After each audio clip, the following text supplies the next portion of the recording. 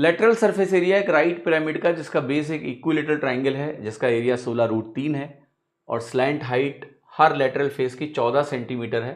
तो आपको ये बताना है कि टोटल लेटरल सरफेस एरिया है क्या।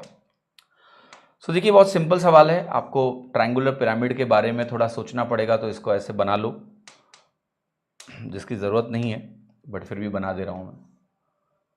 तो ये आपका ट्राइंगुलर पिरामिड दिखता कुछ ऐसे है, ठीक है, जिसका बेस आपका इक्विलेटरल ट्राइंगल है। ये हमारी चीज़ होती है हाइट और ये हमारी चीज़ होती है स्लैंट हाइट।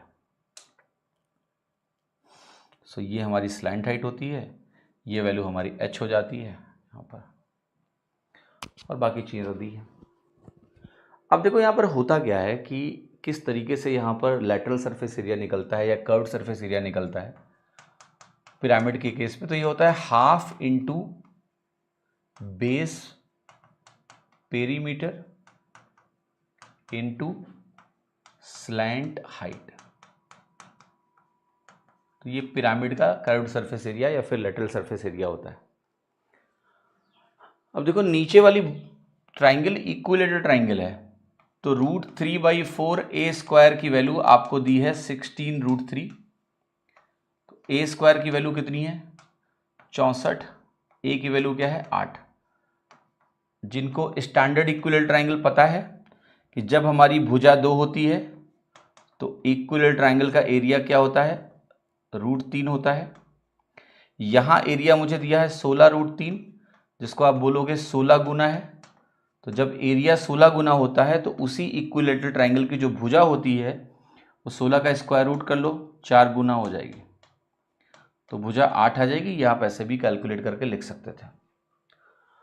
अब सारी बातें दी हुई हैं कि हाफ इंटू जो बेस का पेरीमीटर है वो 24 हो गया, 8 8 8 8 3 24 हो गया, इंटू जो स्लैंट हाइट है वो सवाल में दी है 14 लिख लीजिए आप।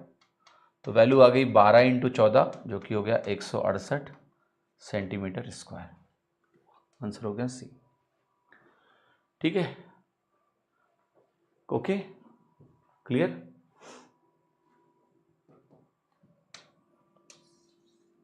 देखिए आप इस सवाल में एक काम और भी कर सकते हो, अगर आप विजुलाइज करना चाहो, फॉर्मूला ना लगाना चाहो, जस्ट फॉर विजुलाइजेशन कि लेटरल सरफेस एरिया होगा क्या।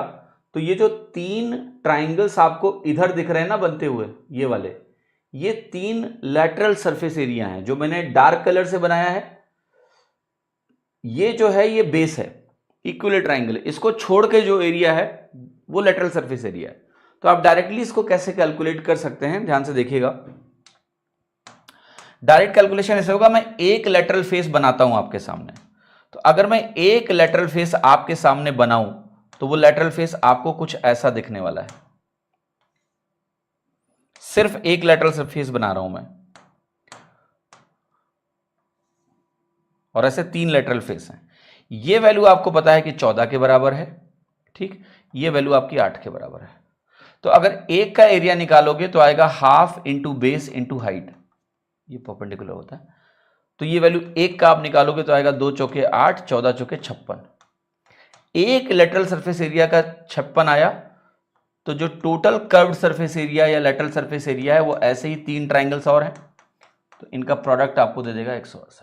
ठीक है, और इस तरह से आप आसानी से इसको विजुलाइज कर सकते हैं। अगर आपका विजुलाइज करने का मन हो तो ये मैंने एक लेटरल सरफेस बनाया वैसे देखा। बाकी ये फॉर्मूला वर्क्स गुड, बस सही से फॉर्मूला ध्यान रखना है और आपको एग्जाम में अप्लाई करना है। आपको ये डायग्राम बनाने की भी जरूरत है नहीं एग्जाम में।